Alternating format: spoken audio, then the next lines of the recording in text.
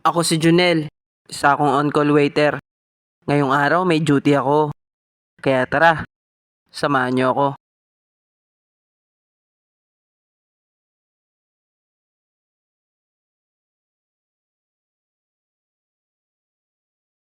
Nandito ako ngayon sa office warehouse ng Josiah's Catering. 4:30 ng umaga nang halos patapos na kami magkarga ng mga gamit. Tubig at chair foam na lang ang kulang at aalis na kami. Nang matapos kami magkarga ng gamit ay sinarado na yung truck. Kinuha ko na rin yung gamit ko para makasakay na kami sa service. Kasama ko rin pala ngayon sa duty si paring Manuel. Sumakay na rin kagad kami sa service dahil aalis na daw. 5:20 na ng umaga nung bumiyahe na kami papunta sa venue. Mahaba ang biyahe namin ngayon kaya inabutan na kami ng liwanag. Inabot din kami ng 3 oras na biyahe mula Marikina papunta dito sa Alfonso, Cavite hanggang sa marating namin ng venue namin dito sa Araucaria, Reception at Alfonso. At dito sa part na to nakatutok na yung truck dito sa loading bay area. Hindi pa muna kami nagbaba ng mga gamit dahil sa loob ng venue hall ay ongoing pa rin ang pagsisetup ng ceiling at flooring. Ganun din ang mga sound system. Okay guys, time check. 8:00 na po ng umaga. Dito namin sa venue. Yeah. Hindi pa kami pwedeng mag-setup dahil nag-ano pa sila doon ng ano. At tapos lang ng ceiling. Sila tapos sa loob. Kaya gala-gala muna tayo. Let's go.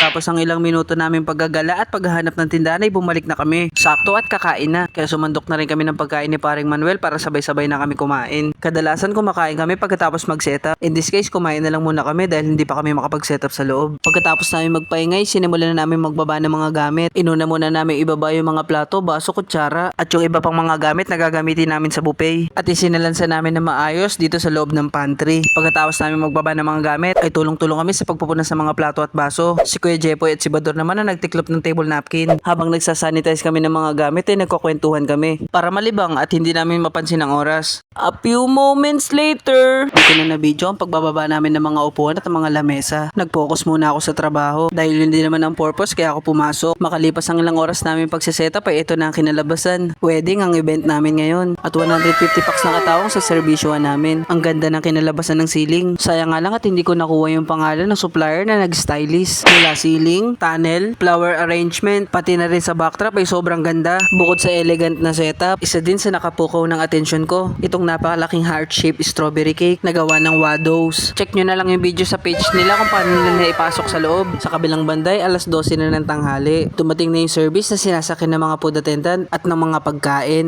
Kaya pinagtulungan na namin ni Kuya Jerry at ni Marvin ang pagbababa ng mga gamit at pagkain. Alright, time check, 2:24, bis na!